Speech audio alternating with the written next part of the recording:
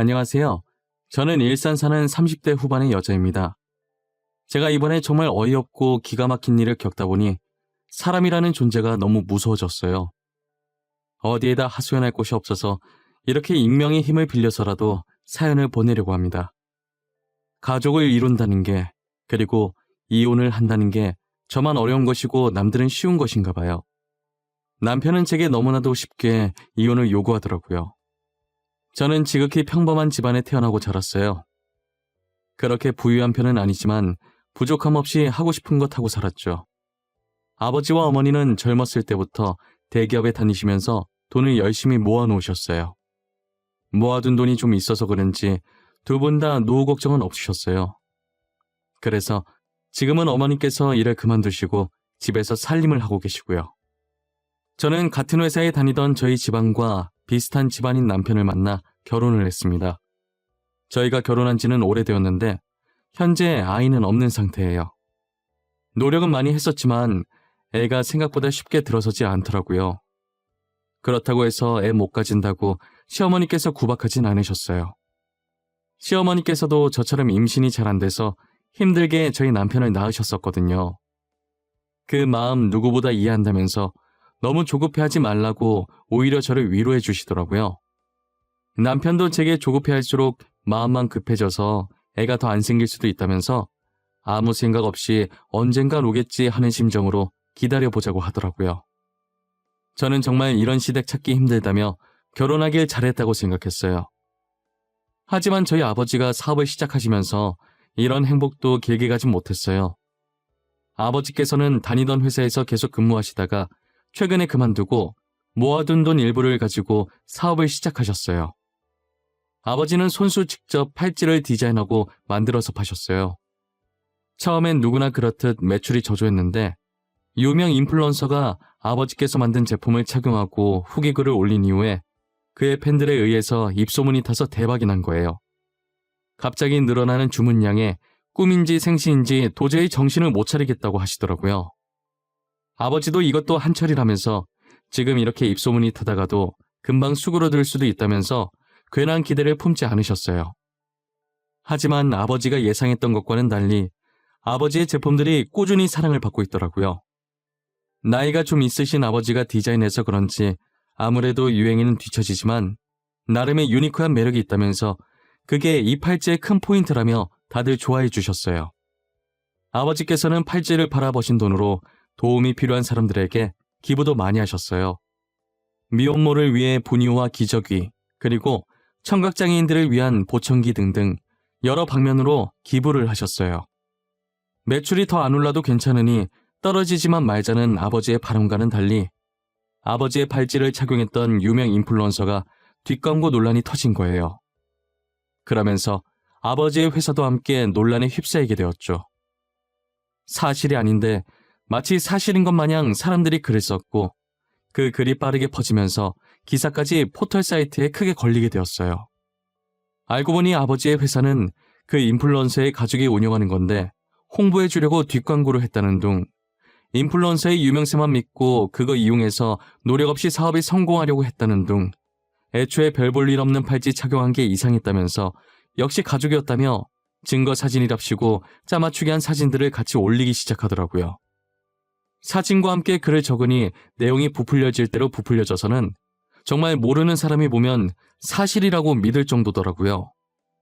아버지께서는 사실이 아니며 그 인플루언서랑은 아무 관계 아니라고 입장 표명했지만 이미 사람들은 처음 나갔던 기사만 보고 계속 아버지 회사를 불매하기 시작했어요. 결국 아버지 회사는 위태위태한 상태를 유지하고 있었죠. 저는 누명을 벗기 위해서 SNS를 활용해서 해명하기 시작했어요.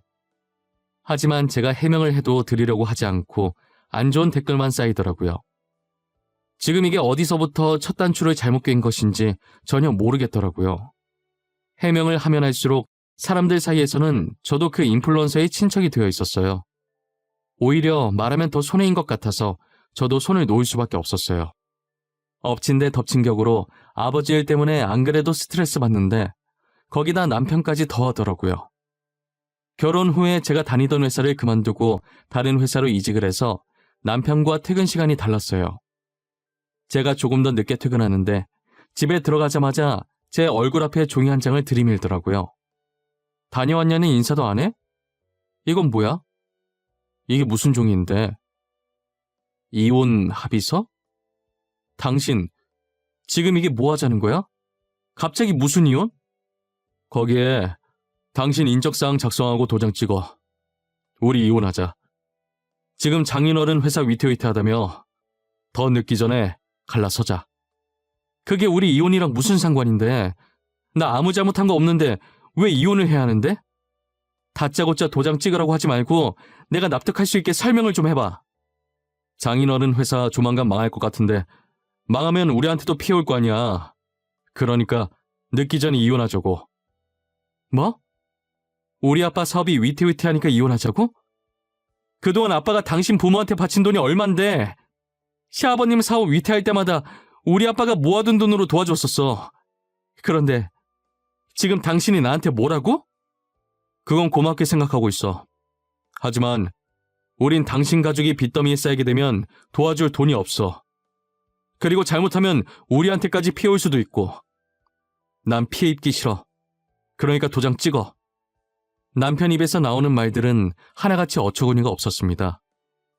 이때까지 저희 아버지께서 시아버님 회사가 위태로워질 때마다 가족 좋은 게 뭐냐면서 좋은 마음으로 그동안 모아두셨던 돈을 선뜻 보태주시곤 하셨거든요. 그런데 남편은 도와준 은혜도 모르고 막상 저희 아버지 회사가 위태로워지니 자기는 돈 없어서 못 도와준다고 자기 집안까지 피해받기 전에 이혼을 하자는 거예요. 저는 제가 이제껏 이런 사람과 살았었나 싶고 처음으로 결혼한 게 후회가 되더라고요. 힘든 시기에 돌아서는 사람들과는 인연을 이어가지 말라더니 그게 저희 남편이었어요. 아버지 회사 때문에 제가 이혼당한 걸 알면 아버지께서 속상해하실 것 같은 생각에 눈물이 나더라고요. 그래서 저는 아버지 회사 곧 다시 일어설 거라고 남편을 설득해서 이혼만은 막아보려고 했는데 남편은 들은 척도 안 하고 날마다 이혼 합의서를 제 얼굴 앞에 들이밀었어요.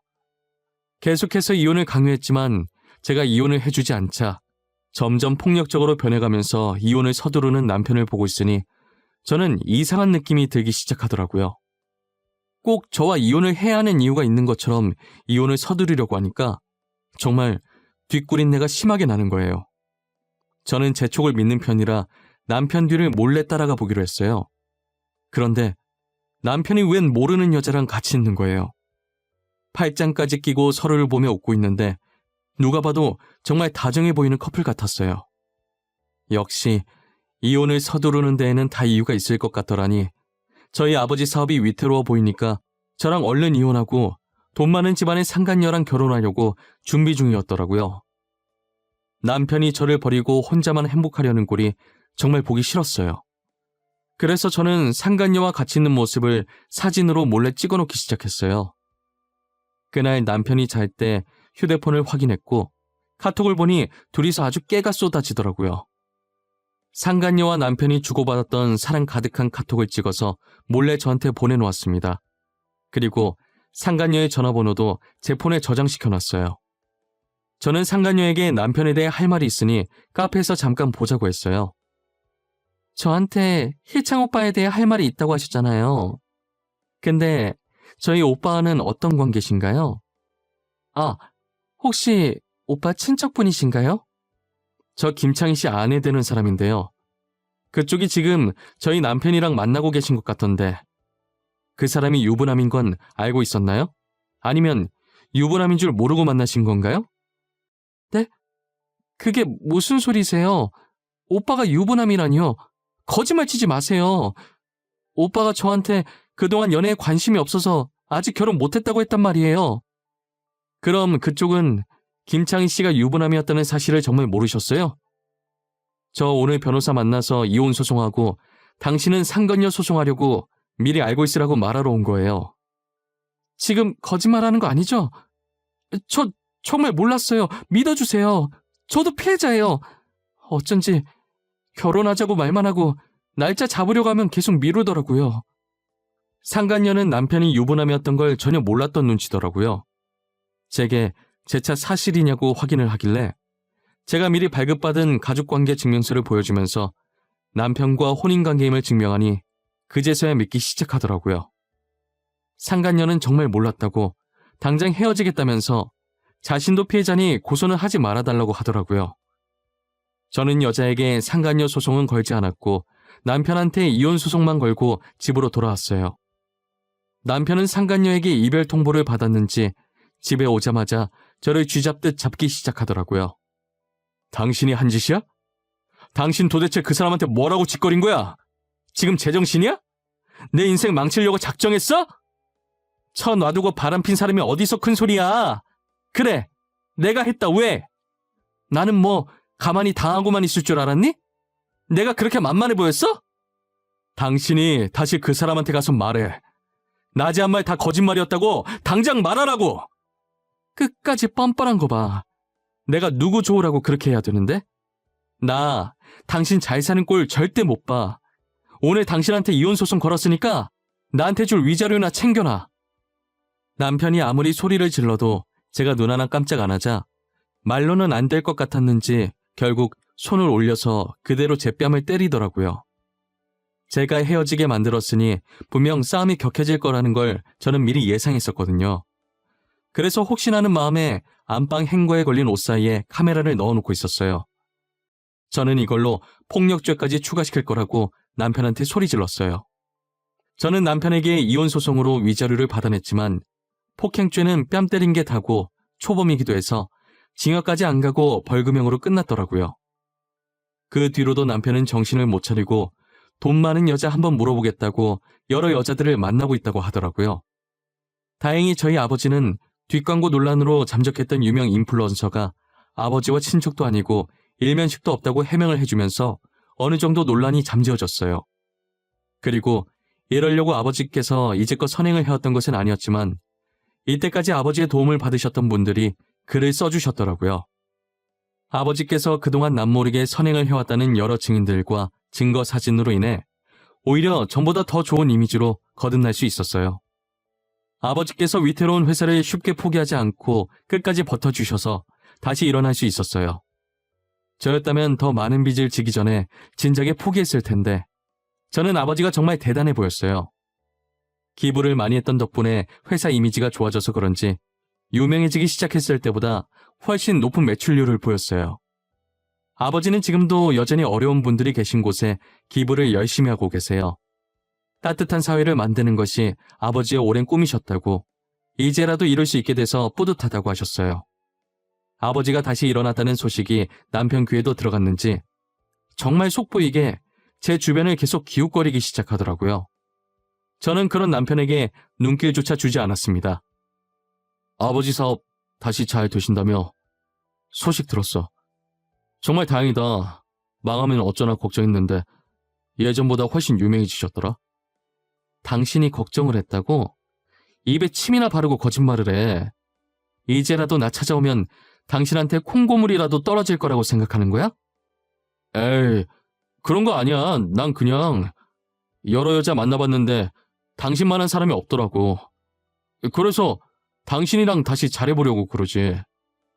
누가 당신 받아준다고 했어? 진짜 웃긴다. 도대체 어디서 나오는 자신감이야?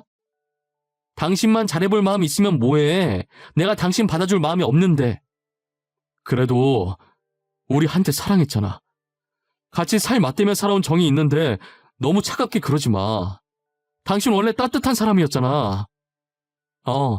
나 따뜻한 사람이야. 당신만 빼고. 나를 이렇게 만든 사람이 누군데 그래? 집 가야 되니까 방해하지 말고 저리 꺼져. 다신 내 회사 앞에 기웃거리지 마. 신고할 거니까. 제가 경찰에 신고할 거라고 하니 무서웠는지 그 뒤로는 안 나타나더라고요. 도대체 누구 좋으려고 제가 재결합을 하나요? 저는 또다시 지옥 속으로 들어가기 싫었어요. 얼마 뒤 남편이 다니던 회사를 그만두고 사업한다는 소식을 들었어요. 저는 개업 축하한다는 문구를 새긴 근조 화환을 남편 회사로 보내줬어요. 그리고 화환과 함께 홍보 열심히 해주겠다고 포털 사이트 확인해보라는 편지도 하나 남겼죠. 저는 포털 사이트에 남편이 제게 했던 짓들을 영상과 함께 글을 써서 올렸어요. 그리고 많은 사람들이 볼 수 있게 배너 광고도 해줬답니다. 제가 열렬히 홍보해준 덕분에 남편 회사는 아주 유명해졌더라고요. 비록 불륜남, 폭행남, 갖가지 안 좋은 수식어의 별명들이 함께 붙게 되었지만요. 결국 남편은 사업을 제대로 시작해보지도 못하고 망하게 되었어요. 저한테 돈이라도 뜯어야겠는지 사실 적시 명예훼손을 걸었더라고요. 저럴 거라는 걸 어느 정도 예상은 했지만 진짜 끝까지 구질구질해 보였어요. 남편은 제게 합의금만 준다면 고소 취할 생각이 있다고 하더라고요. 당신 미쳤어? 사람을 이렇게 전 국민한테 망신 주니까 이제 속이 후련해? 이미 지난 일인데 꼭 그렇게까지 해야 했어? 응, 그렇게까지 해야겠더라고. 사실 아직 속이 완전히 후련하진 못해. 난 앞으로도 당신이 행복해지려고 하면 다 망쳐놓을 예정이야. 뭐? 앞으로도 계속 이러겠다고? 도대체 이렇게 해서 네가 얻는 건 뭔데? 너 그거 돈 낭비, 시간 낭비야. 알아? 내가 얻는 거? 통쾌함? 짜릿함? 그냥 내 기분이 좋아. 그리고 내 돈, 내 시간, 내가 낭비하겠다는데 당신이 그걸 왜 신경 써? 너 이거 사실 적시 명예훼손으로 고소감인 거 몰라? 나 너 명예훼손으로 고소했어. 이 정도 각오는 하고 그런 짓 벌인 거겠지? 당연히 예상은 했어. 쪽팔린 줄도 모르고 진짜 고소할 줄은 몰랐네. 허위 사실도 아니고 사실 적시라니. 진짜 너무 모양 빠지지 않아? 이미 망한 거 내가 지금 자존심 지킬 입장이 아니라서 말이야. 당신이 나한테 합의금만 준다면 고소 취하할 생각 있어. 그래, 당신이 지금 자존심 세울 때가 아니지. 한 푼이라도 더 필요한 상황인데 말이야. 안 그래? 합의금 줄게. 얼마 주면 되는데. 원하는 액수 한번 불러봐. 4천. 4천만 주면 내가 뒤끝 없이 깔끔하게 당신 고소했던 거 취하해줄게. 어때? 4천 괜찮겠어? 남편은 제가 생각했던 것보다 액수를 적게 부르더라고요. 바로 입금해주겠다고 했고 저는 그 자리에서 합의금을 주고 남편은 고소를 취하했어요. 저는 제발 다시는 내 눈앞에 보이지 말라고 하고 먼저 자리를 떴습니다. 그리고 남편 회사가 망하고 얼마 지나지 않아 시아버님 회사도 망했더라고요. 남편이 회장의 아들이라는 게 소문이 나서 사람들이 불매를 했다고 하더라고요. 남편네가 점점 망해가는 걸 보는데 얼마나 속이 시원한지 몰라요. 이렇게 못된 마음 먹으면 다 저한테 돌아온다는 걸 알지만 그래도 남편네가 망한 건 저 때문이 아니라 다 남편의 업보라고 생각해요. 이제 와서 드는 생각이지만 저와 남편 사이에 애가 안 생겼던 건 이런 일이 생길 줄 알고 미리 조상님께서 막아주신 것만 같았어요. 저희한테 아이라도 있었으면 아이 핑계를 얼마나 댔을까요? 상상만 해도 치가 떨리고 온몸에 소름이 끼쳐요. 여러분들은 주변에 있는 누군가에게 혹시나 힘든 일이 생긴다면 못 본 척 외면하려고 하지 마시고 도움의 손을 한번 뻗어보세요. 그게 다 여러분들의 업으로 돌아갈 거예요.